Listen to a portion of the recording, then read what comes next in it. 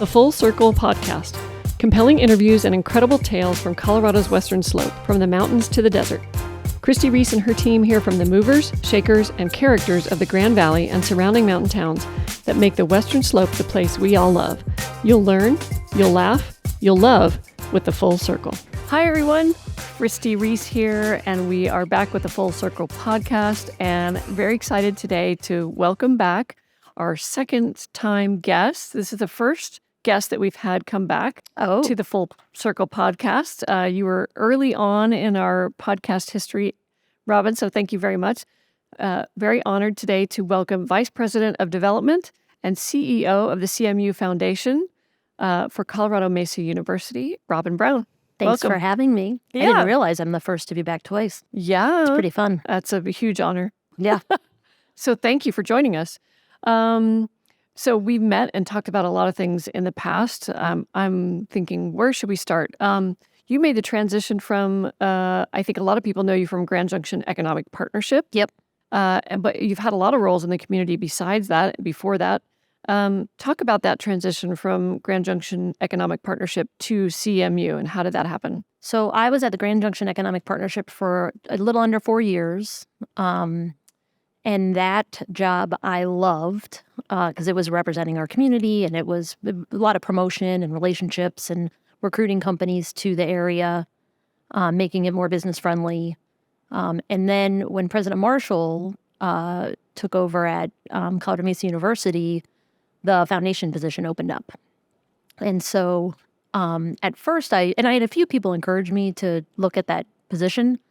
But it seemed, my thought process was, that doesn't sound like much fun. I don't want to raise money. Although it's funny because I've been working for nonprofits now for 14 years, and that's all you do is raise money. Yeah. But when I really got to thinking about it, and I looked at the mission statement of the foundation, I had this light bulb moment where, in many ways, it was a job that I was already doing, and that again because CMU was by far our best partner at GJEP. I mean, we did not do anything that didn't involve CMU at the table. And so and CMU is such an economic driver for the community. That had a lot to do with Tim Foster, that Absolutely. He was in charge when you were at GJEP. Yep. So Tim Foster was on my board at GJEP. And then when he retired, I do remember being panicked, like, what is going to happen? And then John Marshall, who I'd worked with and had been at the university for something like 12 years, working for Tim Foster, was a natural successor to Tim Foster, and I joke that he's the kinder, gentler Tim Foster.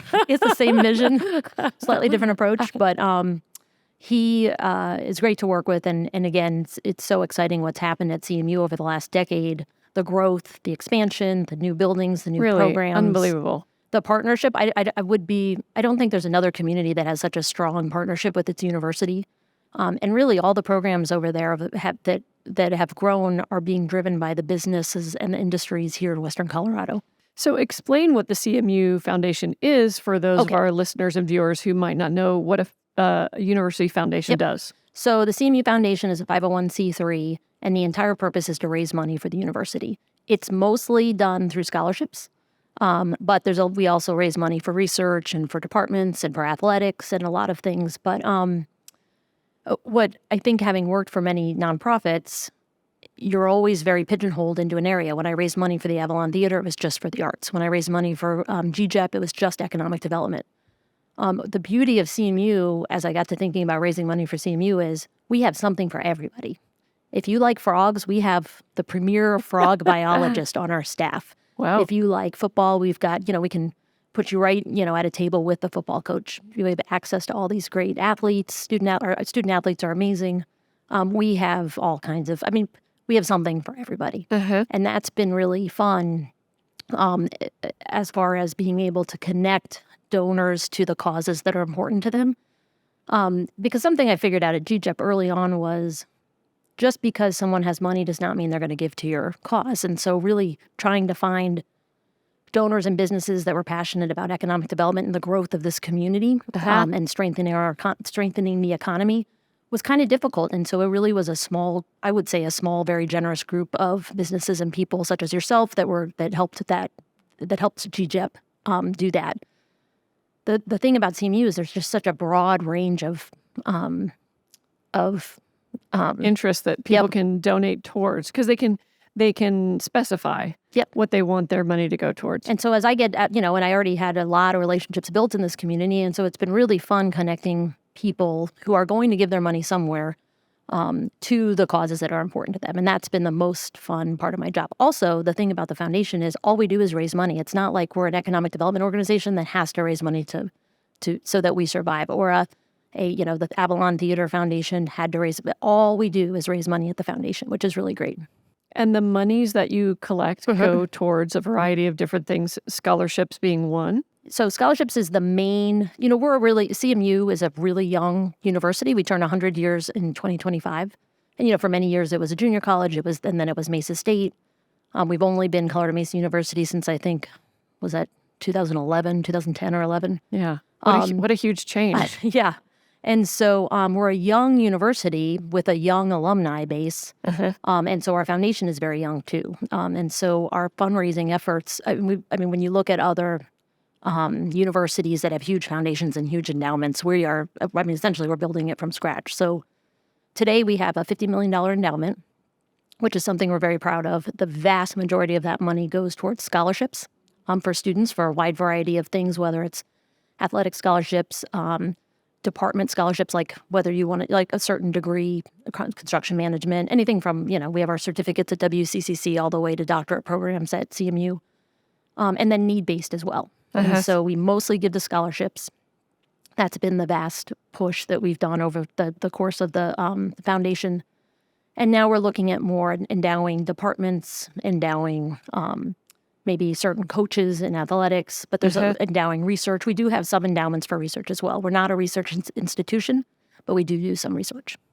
And so what is your role as Vice President of Development for CMU, and how does that differ from the foundation work? So I think that's more, instead of just straight fundraising, it's figuring out new revenue sources for the university. So higher ed funding from the state has declined and will continue to decline. And so what a lot of universities are doing are raising tuition in order to make up that difference. We're trying to figure out a way to stay really affordable. We're the second most affordable college in Colorado. I was just going to ask that. What is the first? I think it's Metro State.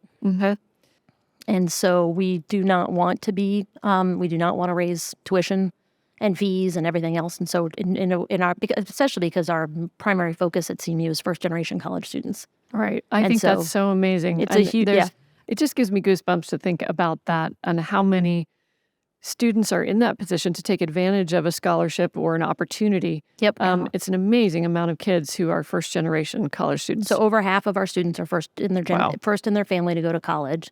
There's a really powerful moment at our graduation every year where President Foster and now President Marshall asks everybody in the whole graduating class, if you're the first in your family to go to graduate, please stand up. And like half the group stands up, and the families go crazy and eyeball, and it is just, it's so, so powerful. And it's really one of the things that we are most proud of. That's great. Yeah. So what is the enrollment at CMU, and how has that grown over the last, So it's changed so much over the last 10, 20 years. Well, and there's a caveat to that. A lot of people do not realize that WCCC, Western Colorado Community College, and CMU are one school.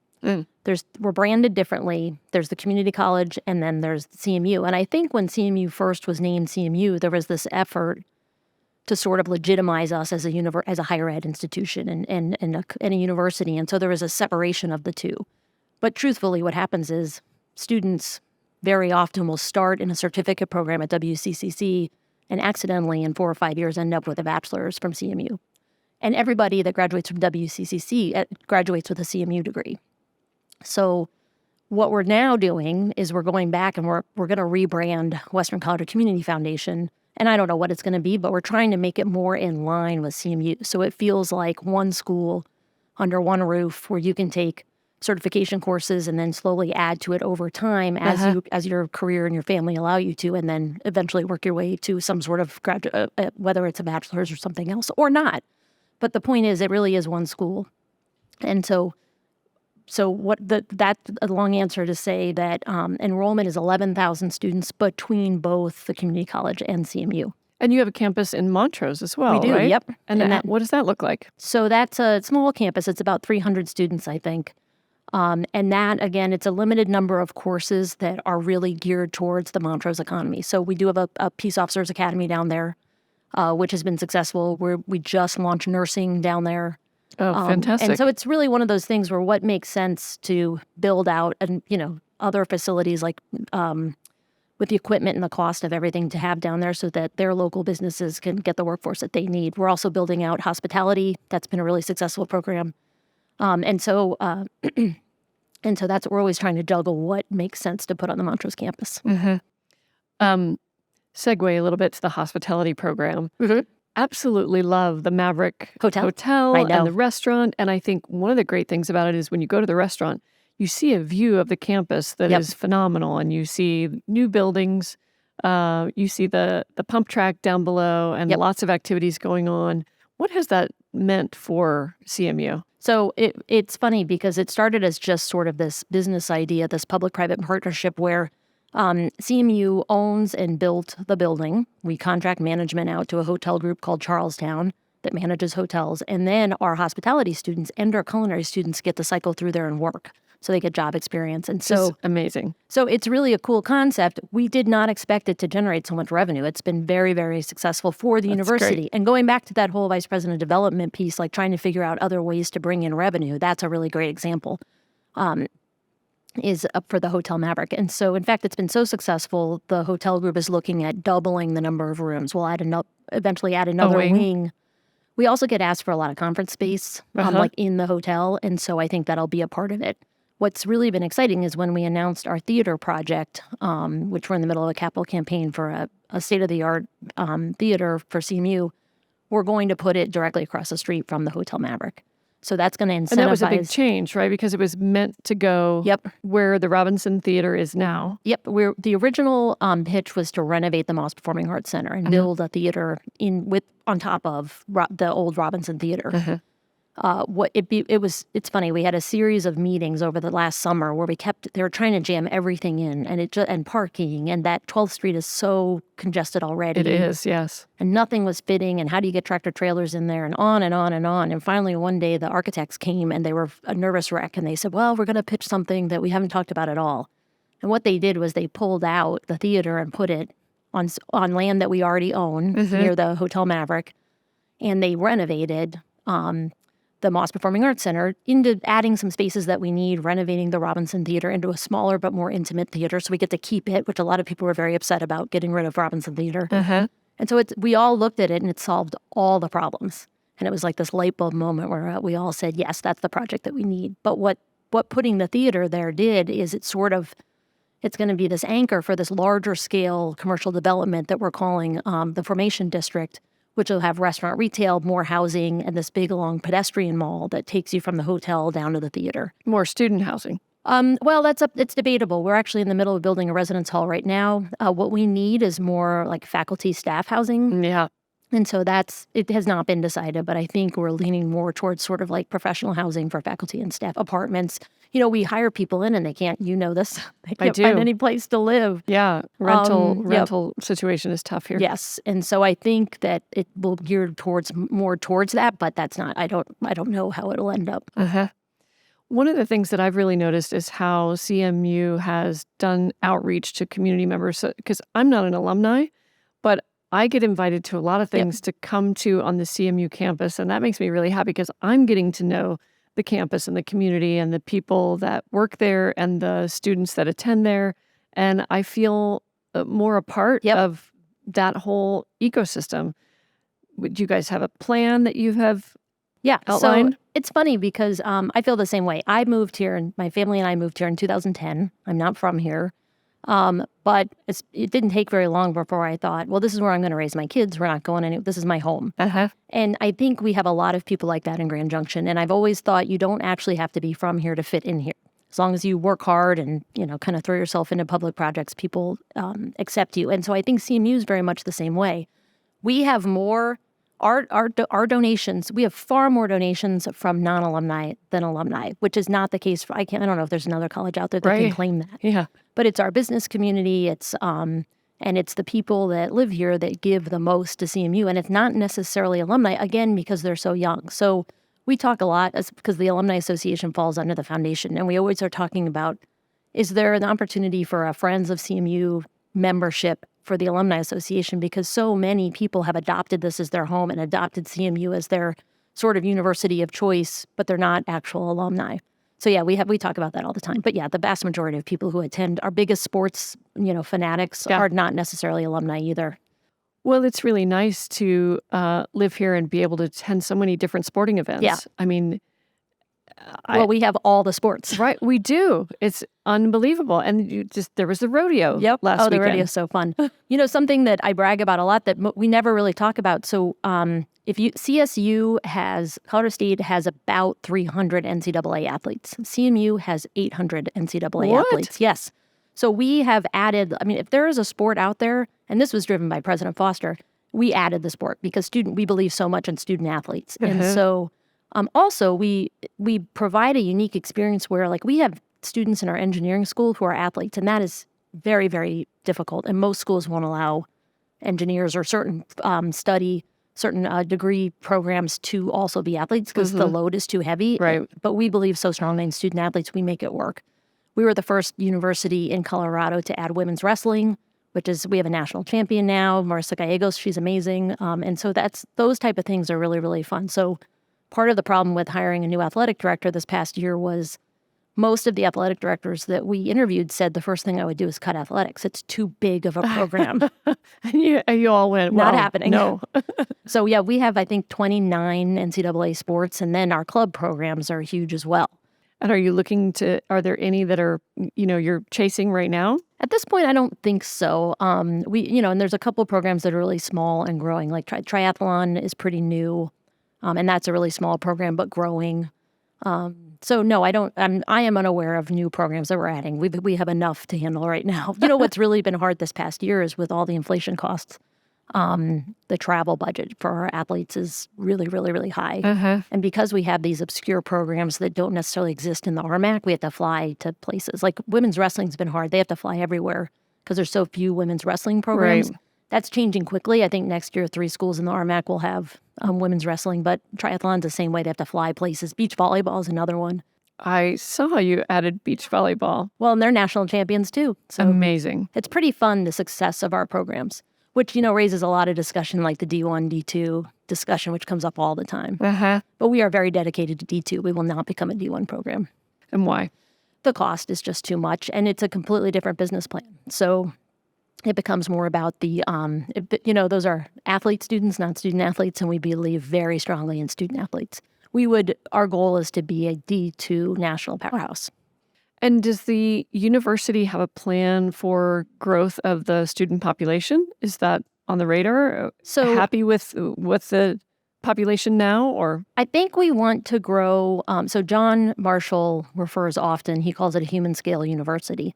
And that is where we remain in touch with all of our students. We know them, we know their names, they know their professors. We'll never be one of those universities that has, stadium seating classrooms. And that, again, is something we're very dedicated. And so what that means is we'll grow as long as we can maintain that sort of relationship between students and their professors. And so I don't know. I would say we don't have a goal. Like, remember a couple of years ago, there was the CMU 20,000 campaign, and there was this goal to get to 15,000 students.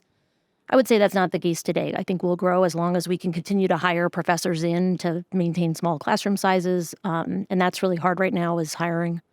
And then also we require freshmen to live on campus. So having the rooms for them, that's really, really important.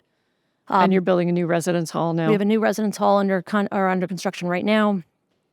The success rate of our students, if they live on campus their freshman year, it's much huge. Higher. Yeah. What about the old residence halls over there on 12th? Are those slated to be renovated, torn down? I mean, there's a marked difference just from the outside. I've not been in. Well, and they provide a more affordable option. So the cost, it's funny, I'm sort of amazed. And I haven't been around academia at all since I went to college. And so, when I went to college, you squeezed 2 people in every room, and you all shared it was like not such a nice. Small room. Yeah. Oh my gosh. And nowadays their kids want options, and I'm amazed by the amount of options that we give them. And so there's lots of singles that have their own bathrooms and kitchens and all that. So we do have to.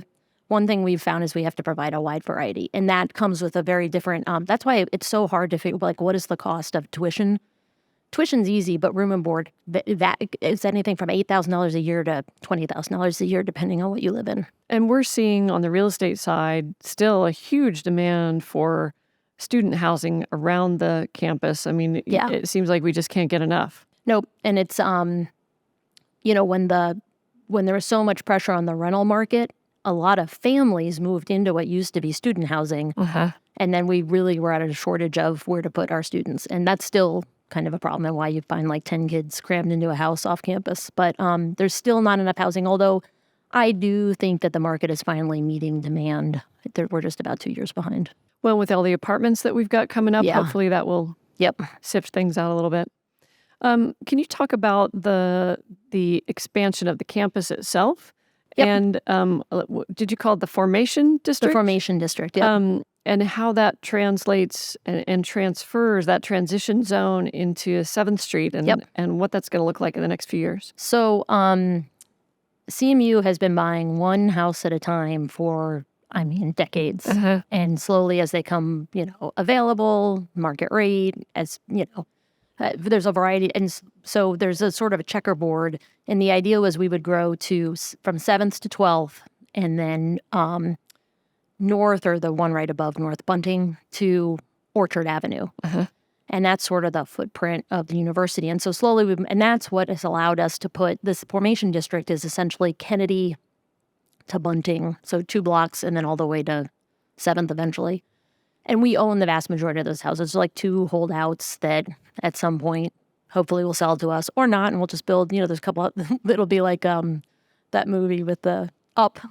The one little house right in the middle of campus. But and so that and the city, I should say the city of Grand Junction and the county have been very supportive and help us buy those houses as well. And so that has allowed it. That's where we're going to put this Formation District.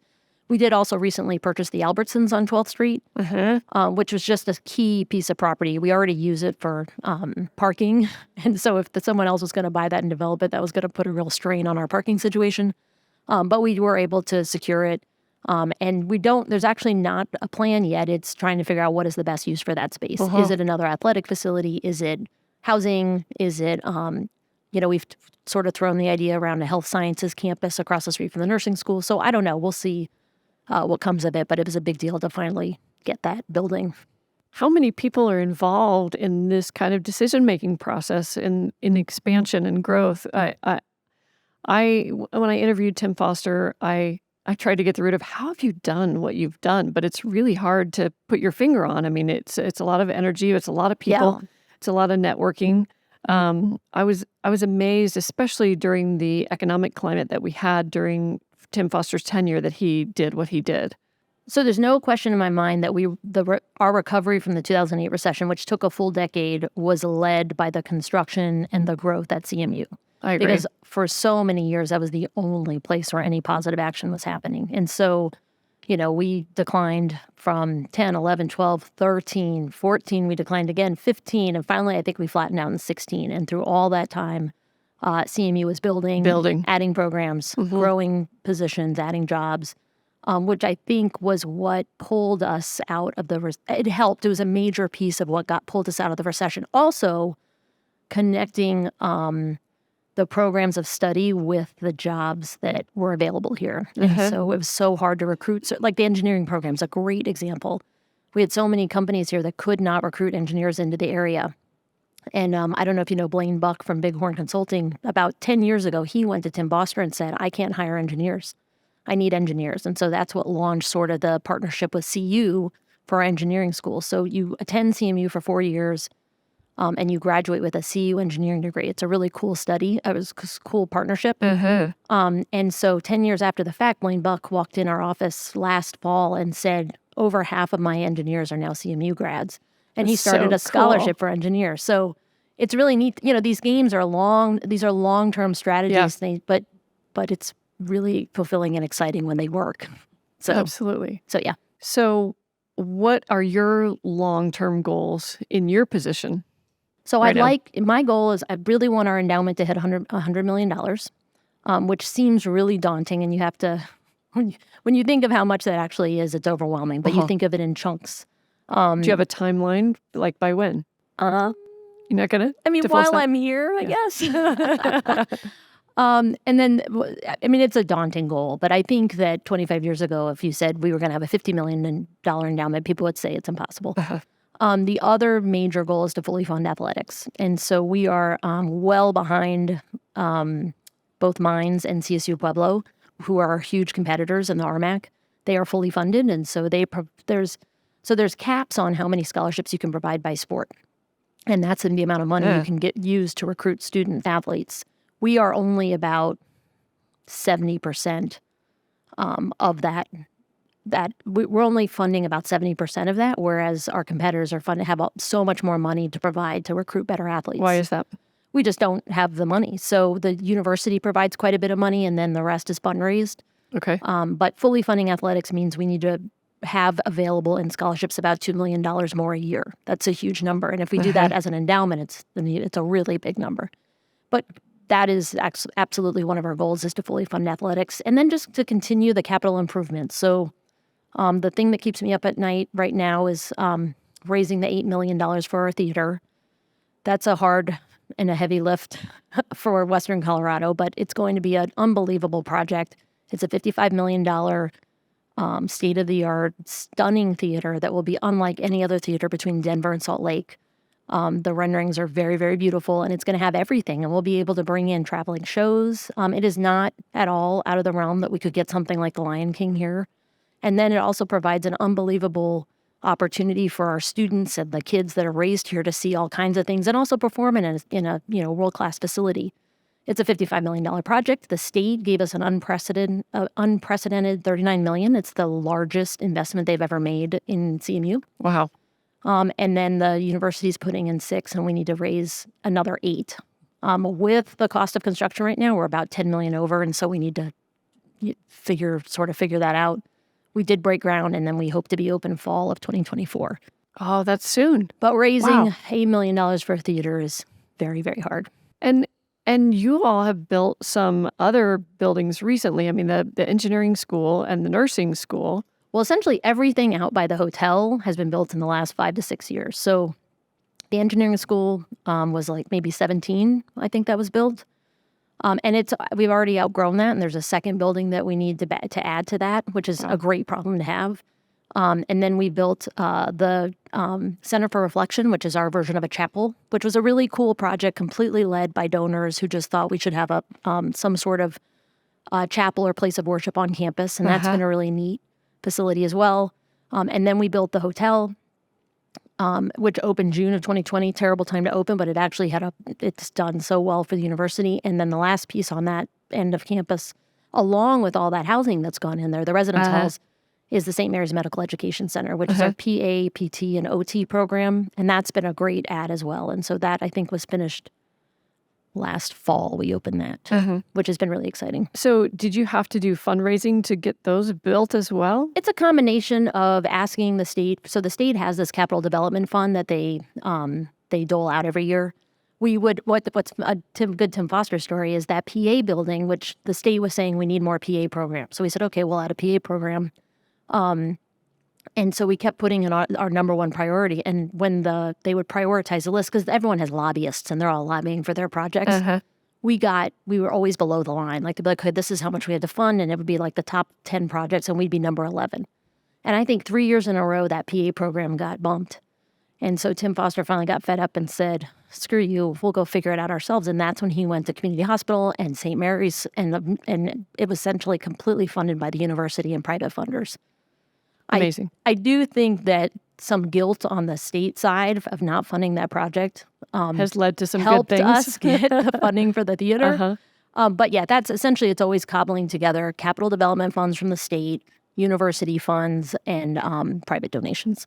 One of the things we talk about in a lot of our podcasts with community leaders that we have here in town is the collaboration that's going on. And you just mentioned the collaboration with the 2 hospitals in town. Yep. Tell us about that current situation, and what do you see in the future as potential collaborations that maybe, you're just working on now? So healthcare is our largest employer. It's our largest field of study at CMU. I mean, without a doubt, our relationships with our hospitals. And we have 4 hospitals in Western Colorado. People don't quite, and I should say in Mesa County, People always forget the VA hospital, and then, of course, Colorado Canyons as well. So having 4 hospitals, we partner with all of them. They are wonderful supporters of us. And it mostly is because we're providing the nurses and the CNAs and the medical assistants and everything else that they need. So they're great partnerships. And even though there's always some, competition between, especially St. Mary's and Community Hospital, they always come together very well in support of CMU. And so between athletics, athletic training, sponsorships of events, they support us in a lot of ways. Don't they? Yep. Yeah. Another one a great program that we're supported really well by the industry is construction. So we have a great construction management program. And of course, FCI and Shaw are very supportive of CMU and give a lot of sponsorships as well and hire a lot of our students. So those type of synergies between industries and companies that hire from us have been really, really valuable. The business school, so the Davis School of Business, that we have a great relationship with the banks who hire out of there, with a lot of accounting firms, and then financial advisors as well. And so our biggest problem is we can't put out enough accountants right now. That's for sure. It's huge. We get it all the time, and especially internships. And so we're trying to grow those programs as fast as we can. Wow. It's a lot to take on. And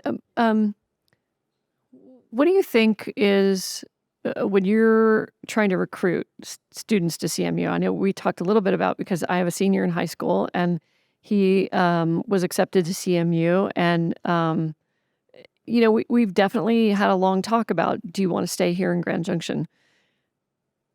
But it's challenging for a lot of kids. They think they want to go out and we hear it all the time. Something different, but then it's kind of like the people that they want to sell their real estate and they don't, take the dirt. Yeah. And then they end up coming back because they realize how great this community is. But sometimes you have to leave in order to understand that. Yes. So there is a stigma among local students from our 4 high schools about staying here. And I think there's sort of a feeling that you need to leave or you want to leave because, no matter where you grew up, you want to get out of there. Mm-hmm. However, the cost of CMU is so much more affordable. We're the second most affordable university in the state. And we're very, very dedicated to keeping those costs low. We actually are the number one. Our graduates have the least amount of debt of any university in the state as well. And so, knowing that, we're actually going to launch a marketing campaign to the high schools about the advantages of staying here. And you can leave after college if you want, but you will start off in your life in a significantly better place if you come to CMU simply because of the lack of debt when you leave. The other thing, though, is we're a small school. We have small classes. There's a lot of wraparound services because of our commitment to first-generation students. Our students actually cost a lot more money because we provide so many wraparound services. There's actually like a date, I don't know exactly what, but it's sometime in the spring of sophomore year where we know if we can get the first-generation students to that date, their likelihood of graduation is huge. But those first-generation college kids are hard to get through their first 2 years, and it requires a lot of work. And that's why we stay small. That's why the relationships matter. And so people have a really great experience, I think, students do when they come to CMU. We talked a little bit about student debt, and I mentioned that I'd read an article about people's regrets about college, and the biggest one was carrying too much debt, and that they wish they had gone somewhere else.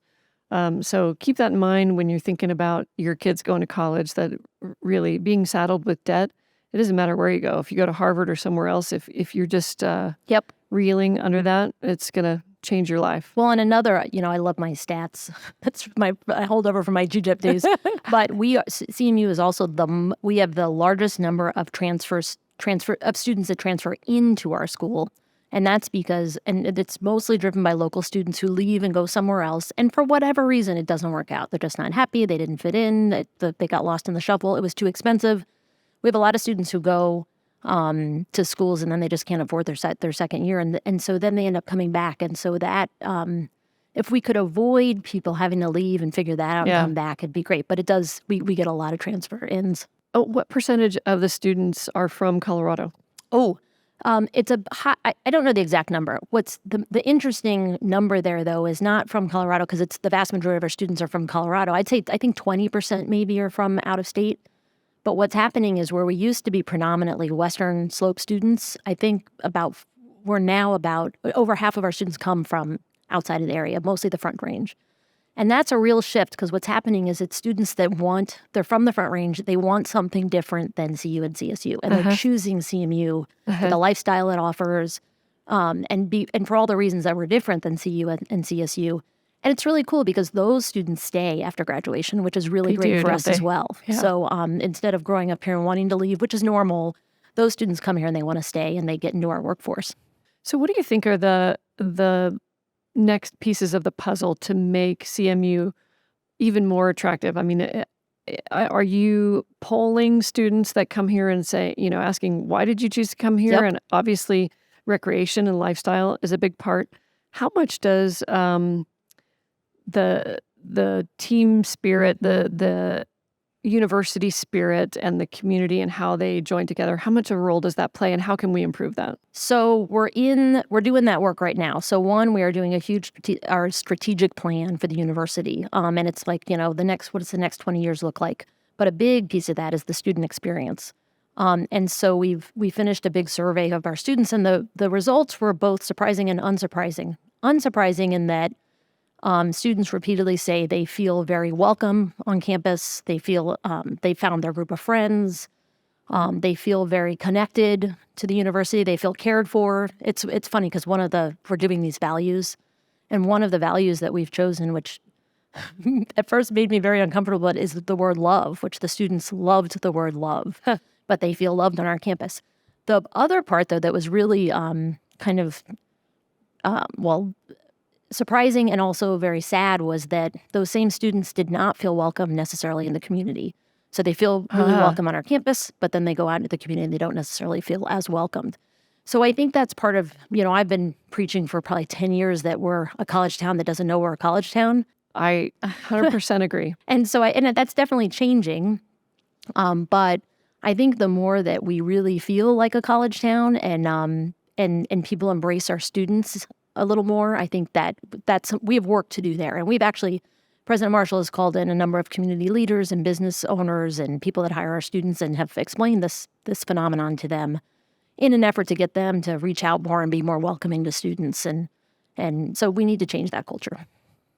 Well, I'd be happy to participate in any of that. Because I was just thinking to myself, in the college towns that I've lived in, you got a sticker on every door. Yes. Students welcome here, discounts, come on in. It's really supportive. And I think that we have a ways to go here. I think even you just cross the street from the campus. You don't know. It's different. So, so traditionally all of CMU's marketing dollars have been spent on admissions. And so we're recruiting directly to students, and none of that actually was spent locally. And so over the last year and a half, we've begun to do, like we did the We Are CMU campaign, which you might have seen in billboards and ads and things like that. And it's really, let's introduce campus to the community. So maybe you don't go to CMU, or you don't know someone and you don't work there, or you have no reason to go on campus. Let's start talking about so that was, the We Are CMU is all about our professors that are doing great work, our students that are doing really cool things. And it's been a really great campaign. And I think we're going to see that expand. And also with athletics, which is sort of a great way to get people onto campus and come have some fun and really get into CMU. So we're really looking at how to change our athletics ticketing and all of that, and the fan experience to get more people to come to our who have no affiliation with CMU to come to our athletic events. Yep. The last 2 years, the football attendance has been awesome at Stoker Stadium, like far greater than we've seen. And now, of course, with Miles, coach of ours, coming back, he's a hometown boy, now our football coach. That's been really, really great. And so I expect great things out of that. So there are certain things happening in that regard. And there's a lot more, I think, marketing that's happening directly to just raise awareness of CMU. And there's no, I don't want to give too much away, but we may soon have a sort of a presence on Main Street. Like, for 10 years, people said, where can I buy a CMU t-shirt on Main Street? And you can't. You have to go to campus. So that might change here in the next couple months. So you heard it here. There's some fun, exciting things happening. It's really just exciting. About outreach. The football team and Rowdy go to the high schools and they go to the middle schools. They read to kids in the elementary. So the more we can get our students out and interacting with our youth, that's a great thing as well. Summer camps, that's another one that we are improving. Wow. Well, there's there's so much more I know we could talk about in kind of wrapping up. What do you want to share about your and John Marshall's vision for CMU and what you're excited about in the next year, 3 years, 5 years? It's so I was so nervous about leaving GJIP because I was excited about where our community was going and I was excited about that job. And it's funny now because looking back, my job now at CMU it's so exciting. And there's so much possibility. And it's funny because higher ed across the country is sort of declining and everyone's having this existential crisis of like, do you really need higher ed? Do I need to go to college? Does it matter anymore? And so I think we are answering that question because we have a leadership meeting every Monday morning with all the VPs, and we dig deep into these discussions, and we really talk about what is our value? What is it worth? Why are we important? How are we helping our community? And so I think as long as we stay true to raising the educational attainment and improving the economy in Western Colorado, I think that we will win. And I think the leadership team now is as dedicated as the previous leadership team. And so it's really just an exciting thing to be a part of. And I really do believe we will reach those goals that seem very daunting and impossible. I think that we will get an endowment of $100 million, which will just provide stability for the university as it grows. And the community. Yep. And I think our student body will continue to grow as people find something different at CMU. So yeah, I think that's going to be a lot of fun. One of the things that my son and I looked at when we were looking at schools was the strength of the alumni throughout the country. And, realizing that those are people that you could be connected to for your life and that you should be able to rely on. And it's exciting to think about the alumni for CMU growing and spreading across the country and supporting each other. Well, and it is fun because this is a perfect example. There was a dad who has a daughter on my daughter's soccer team. And I showed up to a game one day and he was wearing a CMU t-shirt. And I said, "Oh, are you a CMU alum?" And he said, "Yeah, actually." He said, "This is the first, I haven't had a CMU, I graduated from Mesa." He said, I haven't owned anything. And then I walked around campus and it was so cool. It's this first t-shirt I bought in like 20 years. And he was proud of CMU, and he hadn't been proud in 20, you know what I mean? Yeah. There's this shift happening, and our students now, you walk across campus, and every other student is wearing Mesa gear. And there's this huge amount of pride, and it's young, and it's new, and they graduate, and this graduating class is going to be so much more active in giving back and being involved than maybe the students 20 years ago were. But it's also very... it's contagious because what's happening is when there's that pride with the young alumni, then maybe the guy that graduated 10 years ago from what he considered more of a commuter college suddenly feels pride in his alma mater as well. So we have a lot of work to do to grow that, but it's the only way to go is up. I think there's going to be a lot of great opportunities among our alumni and building the Alumni Association out. Yeah, it's so exciting. And I think that the growth of CMU along with our community and all the great things that are happening are just going together so nicely. And I have no doubt that you're going to reach your goals. And I can't think of a better person to lead this than you, Robin. Well, congratulations. Thank you, Christi. Yeah. I really, really appreciate that. Yeah, really proud of you and the work that you've done, and thankful that you are a part of our community and embrace everything so strongly you do here. Thanks for giving me the opportunity to come talk about it. Yeah.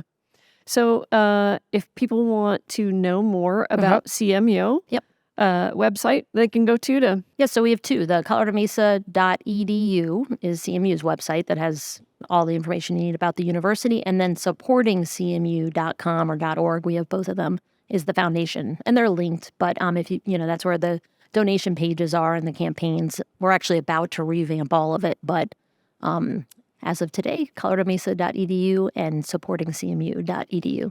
Well, a last little thing about funding and fundraising. I know that tuitions are considered high, and you said that CMU's is one of the lowest in the state, but universities cannot support themselves on tuition alone. That's absolutely true. So I think that even though people perceive that education is so expensive, we do have to fundraise in order to have this wonderful organization and facility right here in the middle of our community. Yeah. Yeah, it is. And, everyone's having trouble hiring right now. And so when we look at salaries, I think we underpay at CMU. And so we're looking at salary adjustments, but that costs money. But that's how we get great professors. And so there's a lot of challenges right now. But we're sort of wading through them day by day and figuring out what we can and can't do. Yeah. What's possible and what's not possible. But the finances of higher ed are really complicated and difficult. And really the easy way to fix it is to raise your tuition. And we are just really working hard to not do that. Yep. Right on. So, yeah. Thank you, Robin Brown. Go Mavs. Go Mavs. Right? Everybody doing this all the time. So, yeah. Let's get it done. Thank you for being our guest today on the Full Circle podcast. It's been our pleasure to have you. Make sure you follow us online and on social media. And we have great guests like Robin Brown from CMU. And we'll see you next time on the Full Circle podcast. Bye. Thanks for listening. This is Christi Reece signing out from the Full Circle podcast.